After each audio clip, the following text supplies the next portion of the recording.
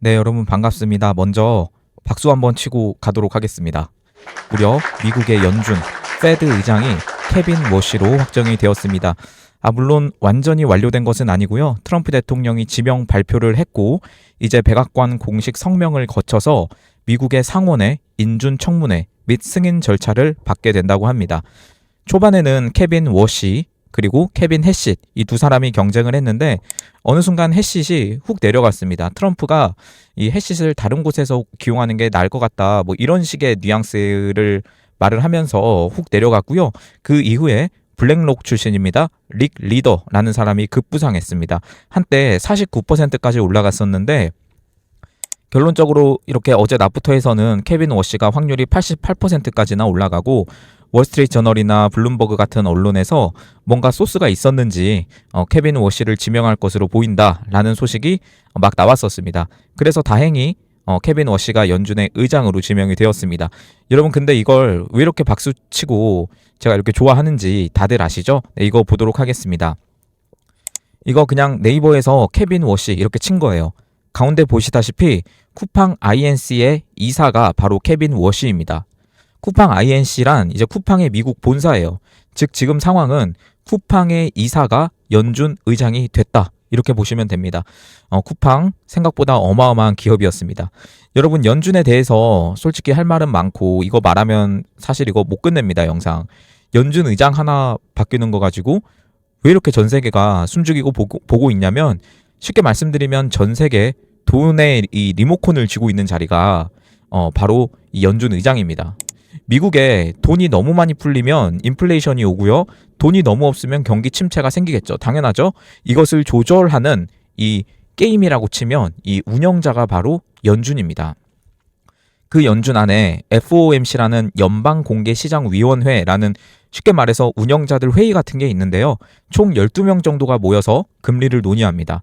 근데 의장이 회의 안건을 잡고요. 의장이 말 한마디를 던지고 의장이 시장과 소통하는 그런 얼굴이 됩니다. 그래서 실제 영향력은 한 표 이상보다 크다고 볼 수가 있겠고 미국 금리는 전 세계 경제에 영향을 미칩니다. 그냥 버튼 한 번만 딸깍 이렇게 하면 미국 국채, 달러 가치, 한국의 환율, 전 세계 주식 시장까지 다 같이 흔들릴 수가 있겠습니다. 이런 실제적인 조치도 있지만 이 말 한마디로 전 세계 경제를 움직이기도 합니다. 예를 들어서 아직 인플레와 싸우고 있다. 뭐 이렇게 말하면 금리 인상이 기대가 돼서 시장이 하락을 하겠고 필요하면 유연하게 대응하겠다. 뭐 이렇게 말하면 완화하는 그런 기대가 오면서 시장이 상승하고 그러니까 연준의 의장의 이 발언 자체가 정책을 넘어서 그 예고편이 되기도 합니다. 지금 트럼프 대통령의 정책들이 많이 있습니다. 행정명령 정말 많이 했고요. One Big Beautiful Bill이라는 크고 아름다운 법안을 통과시키면서 트럼프의 정책에 상당 부분이 이 법안에 집중이 되어 있었습니다. 뿐만 아니라 관세나 감세나 성장 전략 뭐 이런 것들이 다 들어있죠. 그런데 이걸 실제로 시장에서 수행을 하려면 돈이 돌아야 되고요. 금리 인하가 필수적입니다. 지금 연준 의장이 제롬 파월이라는 사람인데 계속 낮추라고 압박을 해도 안 낮추니까 그 트럼프 대통령이 매번 이름에다가 그 다른 사람의 단어를 붙여가지고 이렇게 유머러스하게 부르는 게 있어요. 예를 들어서 그 조 바이든 놀릴 때 뭐 슬리피 조라고 하든가 뭐 이런 것처럼 파월에게는 투 슬로우 파월이라고 불렀습니다. 그러니까 너무 느리다는 거죠. 빨리빨리 해야 되는데 트럼프 대통령은 계속 금리를 크게 낮춰야 한다라고 여러 차례 압박해 왔었는데 바로 이 방향성에 맞는 사람이 케빈 워시다 이렇게 볼 수가 있겠습니다. 단순히 금리 인하 이거 하나만을 넘어서 더 많이 일치하는 부분이 있기 때문에 케빈 워시가 연준 의장이 으로 지명이 되었다 이렇게 보면 될 것 같고요. 어제 또 쿠팡 대표죠. 로저스 이분을 불러서 한국에서 여러 가지 이야기가 있었는데 이제 쿠팡 이사가 연준 의장이 됐습니다. 지명이 됐어요. 이제부터는 쿠팡 이거 가볍게 볼 문제가 절대 아닙니다. 제가 말하는 거 한국 측에서요. 지금 미국 스탠스는 명확합니다. 얼마 전에 벤스 부통령이나 USTR 대표 제이미슨 그리어도 이야기했는데 미국 기업 건들지 마라. 미국 기업인 건들지 마라. 외국 정부의 기업 압박 그만둬라. 플랫폼 규제하지 마라. 근데 연준 의장이 쿠팡 이사인 상황에서 계속 이렇게 한다고요? 그럼 뭐 한국 정부에 연준에서 이렇게 따르릉 전화가 올까요? 그렇진 않고요. 대신 미국 재무부 보고서 그리고 무역 투자 환경 평가, 환율 및 자본시장 리포트 뭐 이런 걸 통해서 하나의 문구만 들어가면 끝이에요. 그게 뭐냐면 한국의 정치적 규제가 미국 기업의 투자 환경을 훼손한다. 뭐 이런 뉘앙스의 문구 하나만 들어가면 끝입니다. 네, 워시가 연준 의장이 된 순간 쿠팡은 이제 한국 내부 문제 아니고요. 한미 경제 관계 그리고 이념 문제로 격상된다고 볼 수가 있겠습니다. 물론 이미 그 단계까지 오기는 했고요. 네, 더 아주 쿠팡 사태가 점입 가경으로 들어가고 있습니다. 아주 흥미롭게 지켜보도록 하겠습니다. 일단 지명된 거고 아직 인준은 안 됐으니까요. 물론 그대로 될 확률이 아주 높기는 해요. 아무튼 축하할 일이 생겼다. 앞으로는 어떻게 되는지 더 보자. 뭐 이렇게 정리를 할 수가 있겠습니다. 네, 다음으로 또 중요한 소식 말씀드리도록 하겠습니다.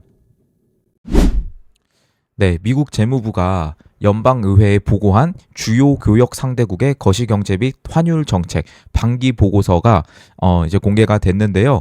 여기서 통화 관행과 거시 정책에서 신중한 주의가 필요하다면서 한국을 다시 한번 환율 관찰 대상국 명단에 올렸습니다. 이번에 2번 연속 이제 포함이 된 건데요. 이번에도 역시나 빠지지 못했습니다. 이게 여러분 경제적인 내용으로 너무 들어가면 너무 경제 쪽으로 가면 좀 어려울 수도 있어서 근데 항상 말씀드리는 게 경제랑 정치는 같이 가는 거라고 이해를 하셔야 됩니다. 그래서 최대한 이해하기 쉽게 이게 어떤 말인가 말씀을 드려볼게요. 미국 재무부가 요즘 원화가 좀 약한데 이건 한국 경제가 나빠서라기보다는 돈이 밖으로 빠져나가게 만든 구조적인 그리고 정책적 문제 때문이다 라고 이렇게 공식적으로 찍어서 말한 보고서라고 보시면 될 것 같습니다. 그러니까 경제 체력은 괜찮아. 경제 체력은 괜찮은데 내부적인 어떤 정책과 자본 유출 구조가 환율을 망가뜨렸다. 그리고 미국 눈에는 지금 한국의 경제관이 위험해 보일 수밖에 없다. 이렇게 다시 한번 말씀드리는 그런 보고서로 이번에 환율 관찰국으로 지정이 됐다 이렇게 보시면 될 것 같습니다. 미국을 국제금융 심판으로 한번 생각을 해볼게요. 근데 각 나라가 환율을 가지고 반칙 플레이를 하는지 감시를 하는 겁니다. 그래서 미국은 어떻게 체크하냐면 미국한테 물건을 많이 팔아서 돈을 많이 벌고 있는가 그리고 나라 전체가 계속 흑자인가 아니면 또 환율을 인위적으로 조작하고 있는가 이 중에서 2개 이상 걸리면 너 좀 계속 볼게 하는 그런 환율 관찰국이 되는 거고요. 3개 다 걸리면 너 반칙하고 있구나. 환율 조작국이 되는 겁니다. 네, 숫자로 보면 뭐 한국은 당연히 미국 상대로 뭐 무역 흑자 520달러 기록하고 있고 경상수지도 흑자를 기록하고 있기 때문에 관찰국 조건에 2개를 충족하고 있습니다. 네, 그런데 여기서부터가 이 보고서의 진짜 어떤 폭탄 포인트입니다. 저번에도 그랬죠. 미국 재무부 장관 스콧 베선트가 이런 말을 공식 문저에 썼습니다. 2025년 하반기 원화 약세는 한국의 경제 펀더멘탈과 맞지 않는다. 이 말이 이해가 가세요? 경제적으로 좀 어려운 말이긴 한데 왜 중요하냐면 그러니까 비유를 들어서 말씀을 드리면 체력 좋은 어떤 그런 건장한 사람이 갑자기 휘청휘청 거리는 거예요. 그런데 의사가 진단을 하기에는 이거는 근육이 약해서 그런 게 아니라 잘못된 생활 습관 때문이다. 이렇게 말한 것과 같습니다. 즉 경제가 나빠서 환율이 오른 게 아니다 라고 이렇게 말을 하는 거예요. 이걸 가지고 우리나라에서는 무슨 해외 주식을 많이 사고 있다 뭐 이런 식으로 이야기를 하고 있는데 여러분 우리는 그렇게 생각하지 않죠? 이거 트럼프식 관점으로 볼 때 환율은 사실 경제 실력의 결과여야 합니다. 그런데 시장 왜곡, 정치의 개입 그리고 이런 포퓰리즘이 환율을 망친다라고 이렇게 보고 있습니다. 이게 트럼프 진영의 기본적인 생각이에요. 그래서 미국의 재무부가 펀더멘탈과 안 맞는다라고 쓴 거는 여러분 이걸 무슨 진단하고 뭐 한국 잘 되라 뭐 이렇게 좀 아기처럼 이렇게 아껴주고 뭐 그런 게 아니고요. 사실상 경고에 가까운 표현입니다. 지금 한국 정부의 국가주도, 분배강조, 자본 통제하는 그런 성향 연금이나 공공자금의 어떤 적극적인 개입 여러분 이런 것들이 미국 눈에는 보일 수가 있는 거예요. 돈이 자유롭게 굴러야 할 시장에서 방향을 잘못 잡고 있으니까 국민 돈이 뭐 해외로 도망간다거나 뭐 이런 것들 즉 원화 약세 자체가 펀더멘탈과 그래서 맞지 않는다라고 이렇게 표현을 한 겁니다. 여러분 미국이 굳이 왜 이렇게 썼을까요? 좀 돌려서 말하긴 하는데 보통 이렇게 눈치를 채고 받아들여야 되는데 그렇지 못하는 것 같아요. 평가 기관도 이번엔 2025년 하반기 환율을 콕 집어서 언급을 했거든요. 이건 사실상 숫자만 보는 게 아니라 너희 내부 구조도 보고 있다라는 그런 메시지가 됩니다. 그래서 좀 직설적으로 말씀드릴게요. 한국 경제 기초 체력은 괜찮다. 근데 지금 너희 정책 그리고 너희 어떤 그런 포퓰리즘이나 연기금 뭐 이런 것들의 구조 뭐 이런 걸로 따져봤을 때 이런 게 합쳐져서 원화를 약하게 만들었다. 그래서 미국 시각에서는 이거 시장 문제가 아니라 정치 정책 문제로 읽힌다라는 겁니다. 그래서 이걸 여러분 조금 이해 가실지 모르겠는데요. 이런 식으로 이 환율 관찰국이 지정된 것은 사실 예견된 일이었습니다. 예견된 일이었고 여러분 이걸 바라보실 때 이런 시각으로 살짝 바라보셔야 돼요. 단순히 경제, 환율 뭐 이런 게 보는 게 아니라 정치랑 같이 가는 게 항상 경제입니다. 그래서 지금 그 정권 바뀌었다고 완전히 본인의 경제 지식까지 드러내지 않고 있는 경제학자들은 진짜 속으로 뭐 열불이 터지는지 어떤지는 모르겠는데 한번 양심에 손을 얹고 잘 진짜 경제학자로서 좀 이렇게 판단을 해보셨으면 좋겠습니다. 네. 네, 여러분 이 환율 관찰국 소식은 여기까지 전달을 해드리고요. 네, 미국 법무부에서 전국 규모의 새로운 전담 부서가 생긴다라는 발표가 1월 중순부터 이렇게 스물스물 올라오고 있었습니다. 그런데 이게 어제부터 해서 더 구체화가 되고 있는 것 같습니다. 바로 National Fraud Enforcement Division인데요. 이게 한국말로 하면 전국적인 어떤 사기 단속 부서 뭐 이런 거라고 보시면 될 것 같습니다.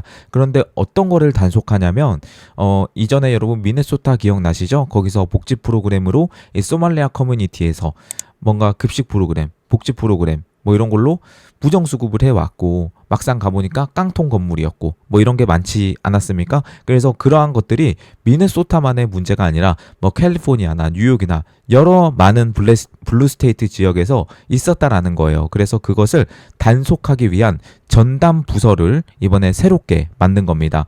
미국 연방 법무부 산하에 무려 법무부 산하에 새롭게 만들어지는 전국적인 단위의 대응 부서고요. 뭐 일단 부서의 목적이 써 있는 거는 이렇게 나와 있습니다. 연방 정부 프로그램이나 혜택 그리고 일반 시민에게 영향을 미치는 조직적이고 광범위한 부정수급 사례를 전국적 규모로 조사, 기소, 대응하는 목적이 있습니다. 뭐 이렇게 일단 이게 나온 워딩으로는 이렇게 나와 있습니다. 미국 법무부가 기존에도 여러 처벌 저항이나 어떤 부서가 존재를 했는데 이 새로운 디비전은 단일 책임 라인 아래에서 조금 이 의사소통 체계나 이런 것도 관소화 시켰고요. 여러 주 그리고 여러 연방 기관 간에 어떤 걸친 대규모의 이런 행태를 집중적으로 다루도록 이렇게 만들어졌다라고 합니다. 처음에는 백악관이 이 작전을 직접 운영하겠다 라고 이렇게 주장을 했었는데 막상 나오니까 그렇지는 않았고요. 법무부 장관의 감독을 받게 된다라고 합니다.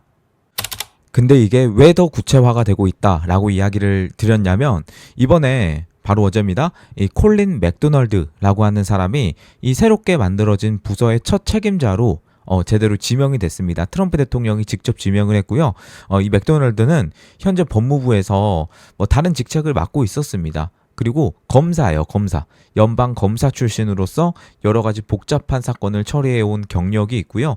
뭐 과거에 어떤 그 이력이 있기 때문에 이 사람이 이 책임자가 됐냐면 어떤 조직적인 그런 카르텔 그리고 과거 부패나 뭐 이런 좀 어려운 사건을 맡아서 성과를 낸 사람이 바로 이 콜린 맥도날드라고 합니다. DOJ의 전국적 이 단속 책임자로 지명이 됐다라고 합니다. DOJ는 법무부를 말해요. 그래서 여러분 지금 이 사람이 이제 임명이 되어서 트럼프 대통령이 뭐라고 표현을 했냐면 이 프로드 차르 이렇게 표현을 했습니다. 이 부정수급 차르, 뭐 사기 차르 뭐 이런 건데 그 차르라고 해서 그 트럼프 대통령이 임명식으로 이렇게 하는 게 있어요. 뭐 정식 어떤 그 직책이라기보다는 뭔가 특정 핵심 현안을 총괄하도록 이렇게 대통령이 임명한 범정부 차원의 최고 책임자 뭐 이런 말로 이렇게 할 수가 있겠는데 근데 비공식 직함이죠. 러시아 황제를 말하는 일단 차르라는 말에서 온 건데 뭔가 이 부처 간에 그 규정이나 뭐 어떤 칸막이나 뭐 이런 게 있지 않습니까? 그런데 그거를 허물고 신속하게 정책을 조정하는 그런 강력한 권한을 가지는 게 이 미국 정부에서 말하는 차르입니다. 뭐 국경 차르로 톰 호먼이라는 사람이 있고요. 그리고 뭐 AI 암호화폐 차르로 데이비드 sak스라고 하는 뭐 그런 사람도 있고, 에너지 차르인 더그 버검도 있고, 뭐 이런 식으로 있습니다. 그래서 이번에 이 부정수급 차르 뭐 이렇게 좀 표현하긴 좀 그렇지만, 이 사람이 이번에 콜린 맥도널드가 된 겁니다. 미국 백악관 및 법무부 발표에 따르면 지금 이게 만들어진 배경은 여러분 다 이미 기존 영상에서 많이 말씀드렸는데, 이 정부 프로그램이나 세금으로 운영되는 혜택이나 서비스 등의 여러 가지 어떤 부정행위가 전국적으로 만연하다라고 하는 어떤 판단이 이미 있었습니다. 그래서 이것을 보다 집중적으로 조사하고 기소하기 위해서 새 부서가 만들어진 거고요. 이 새로운 부서가 단순히 어떤 그런 형사적 대응, 기소 뭐 이런 것을 넘어서 여러 기관이나 주 간에 일단 공조가 있을 수 있고요. 공통적인 수사 방향을 설정할 수 있고요. 그리고 더 나아가서 향후의 입법 그리고 또는 규제 개혁 제안까지도 포괄하는 목표를 가진다고 합니다.